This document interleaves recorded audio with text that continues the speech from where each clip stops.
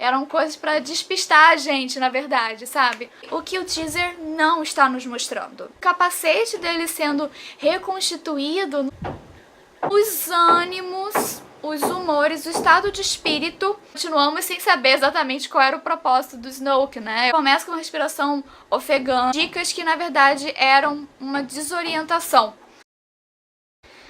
Dentro de poucas horas, a gente vê uma irrupção de vídeos de críticos especulando o que nós temos para o último episódio da saga Skywalker com o lançamento do novo teaser de Star Wars 9. Só que, se a gente pensar, considerar o que o J.J. Abrams e o próprio estúdio Disney gostam de fazer ao gerenciar a comunicação do novo lançamento, nós precisamos também discutir o que o teaser não está nos mostrando.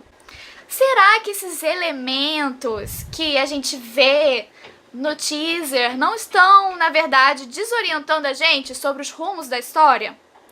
Então, como a gente deveria avaliar esses easter eggs que o diretor tão estrategicamente nos revela?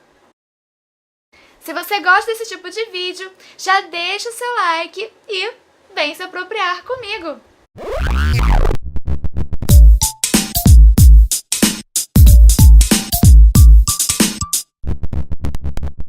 O lançamento desse teaser de Star Wars 9 deixou todo mundo muito emocionado. Eu, particularmente, tô sentindo ainda demais a perda da Carrie Fisher e acho que eles estão realmente tratando do assunto com muito carinho. Enfim, né, pra falar um pouco mais desse teaser, a gente vê que o J.J. Abrams, ele apresenta algumas coisas que já são de praxe, que não me surpreendeu muito.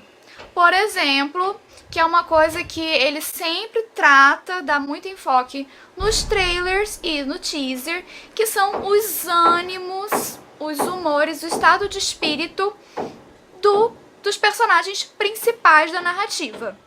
Sabe, aqui nesse teaser, a gente vê logo de cara a respiração da Rey, ela que controla e dá o rumo do nosso estado de espírito enquanto a gente vai ver o trailer. Ela começa com uma respiração ofegante e ela vai se focando, né, se centralizando, se focalizando, né, e é muito basicamente o ritmo dela, da trajetória dela nesse último filme da saga, né. Ela agora, dá pra ver, fica muito bem estabelecido naquela primeira tomada, que ela agora tá muito mais centralizada. Ela tem o seu treinamento completo, aparentemente, e ela tá numa conexão muito mais completa com a força. Ela entende mais quem ela aceita a missão dela e ela entende o seu propósito, né? Então, tudo isso fica muito bem estabelecido. Assim como no teaser que nós tivemos, o Despertar da Força, do episódio 7, o JJ também fica muito preocupado que a gente entenda da onde os novos personagens que foram apresentados, né, no episódio 7, como é que são os ânimos desses personagens, né? A gente entende um pouco da solidão da personagem da Rey, né, que ela se sente abandonada, isolada, que ela é muito solitária. A gente vê um pouco do Finn, né? Então, esses personagens, eles nos são apresentados. Eu acho que ele se preocupa que quando a gente chegue na sala de cinema, a gente já saiba qual é o lugar de cada um na narrativa. E aí que tá uma coisa muito interessante. Ele não coloca no teaser como é que estão os ânimos do Kylo Ren. Porque a gente vê o Kylo Ren, basicamente, numa batalha, né, massacrando uma galera numa floresta, né? Isso, na verdade, só tá mostrando quais são os cenários do filme, né? Indicando qual é a paleta de cores, quais vão ser os cenários, qual vai ser o estilo do filme. Não tá realmente falando do personagem, né? Talvez o capacete dele sendo reconstituído nos dá umas dicas, né? Só que não é muito bem explorado, né? Ele muito estrategicamente coloca outros easter eggs que faz a gente tomar toda a nossa atenção, né? a gente não para de falar sobre esses easter eggs em particular, que pra mim é muito óbvio que era sobre isso que ele queria que a gente conversasse, sobre os teasers. Só que aí, assim, parando pra analisar o que o J.J. Abrams e o estúdio da Disney, né, como eu falei na abertura do vídeo, do como eles supervisionam a comunicação, né, o que eles vão entregar nos trailers, dá pra ver que eles, na verdade, eles tentam desorientar as pessoas e atender as expectativas do público de algumas especulações, né, o que vai acontecer. Eles meio que aproveitam para desorientar a gente um pouco. Se a gente for parar para olhar de novo o teaser do Despertar da Força, nós vemos algumas coisas, algumas dicas que na verdade eram uma desorientação. Eram coisas para despistar a gente, na verdade, sabe? A primeira delas era que a gente vê o Finn muitas vezes com um sabre de luz. E aí é muito engraçado isso, porque eu lembro na época, não sei se vocês lembram, mas muitas pessoas especulavam se o Finn também não participaria de alguma forma da Ordem Jedi, e se ele também não teria uma conexão com a Força. Dá pra ver que nos trailers e nos teasers eles tentaram despistar a gente, colocando muitas vezes o Finn com um sabre de luz pronto pro confronto. E aí dava um pouco de chama, né, pra aquela coisa, será que o Finn também é um Jedi, né? E mostra muito pouco da origem da Rey, né, que é para as pessoas ficarem especulando sobre a origem da Rey, porque como se não mostrava nada, as pessoas ficavam preocupadas com isso, né? E o filme não aborda o assunto, eles deixam isso em aberto.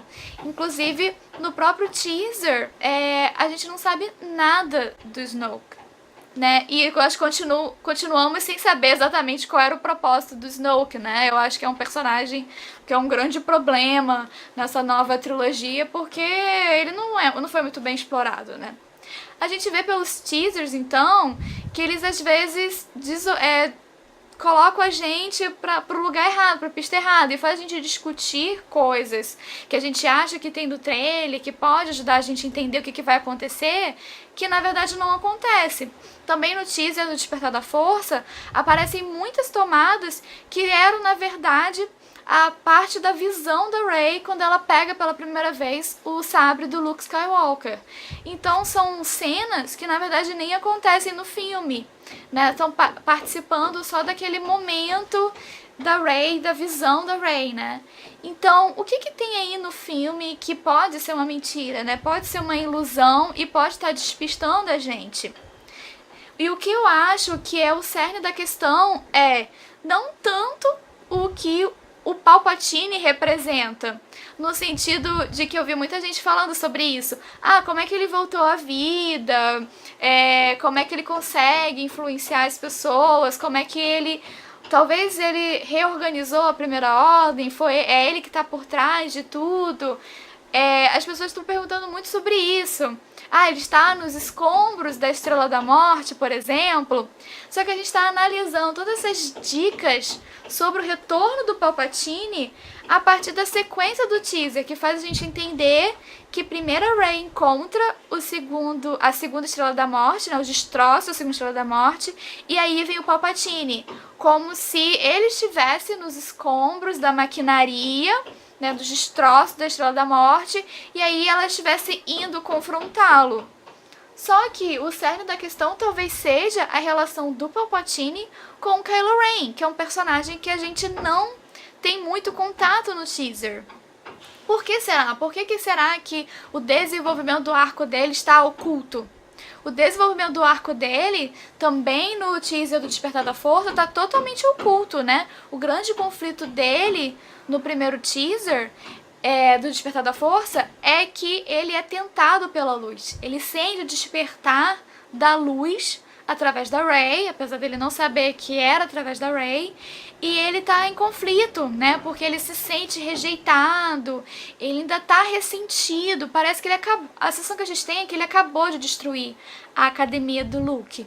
E ele ainda tá totalmente enervado, nervoso, ele não entende o seu lugar no mundo, ele só tá se sentindo rejeitado, ele sente que ele precisa destruir para entender a força dele. Ele não entende a capacidade dele, qual é o seu propósito, e ele busca tudo isso durante o filme pelo avô. Né? Ele procura no passado qual é o propósito dele no futuro, através do Darth Vader, através dos passos do Darth Vader. No segundo filme, o Rian Johnson, ele pega o assassinato do Han Solo eu fico muito triste só de pensar nisso. Ele pega o assassinato do Han Solo para uma decisão do Kylo Ren de aniquilar o passado. Né? Ele está muito mais consciente do próprio poder e de sua capacidade, né? Nesse segundo filme, no episódio 8, e ele acha que para conseguir usufruir da total potência do poder dele, ele precisa aniquilar completamente o passado dele. E é engraçado que eu acho que o JJ, ele não queria fazer isso. Ele vai retomar um pouco essa questão do Kylo Ren, de ele procurar no passado vestígios de como ele tem que se portar hoje, qual é o propósito dele hoje. Então, eu acredito que não é mencionado isso, é uma viagem minha, claro, né? É só uma teoria, mas eu acho que o Kylo Ren ele vai procurar o Palpatine para ser o novo mestre.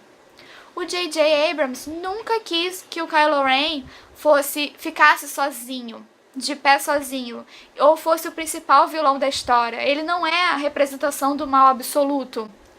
O J.J. sempre quis que ele tivesse esse mestre contra quem o Kylo Ren vai eventualmente se revoltar, gente. Se a gente parar pra pensar, o J.J. Abrams, ele sempre faz uma releitura do episódio da trilogia original para, com essa releitura, se apropriar de elementos narrativos que ele considera importantes, né, marca da saga Skywalker, para ir reestruturar, né, estruturar o filme que ele tá produzindo, né. Eu acho que isso para mim ficou muito forte quando eu vi que em imagens de cena em que ele pega uma comunidade étnica, assim, meio exótica, meio que um povo da areia, né?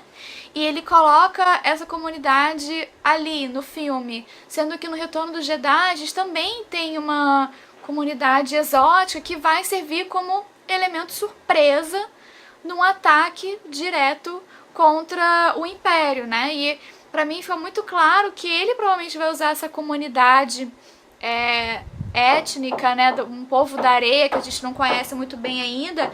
Dá pra ver que ele vai articular essa comunidade como uma força alternativa da resistência, né? E a resistência vai utilizar essa força como um elemento surpresa para atacar a Primeira Ordem, né? E aí, como ele utiliza esse elemento e com o Despertar da Força, ele praticamente a Rey, né? Ela tem a mesma trajetória que o Luke.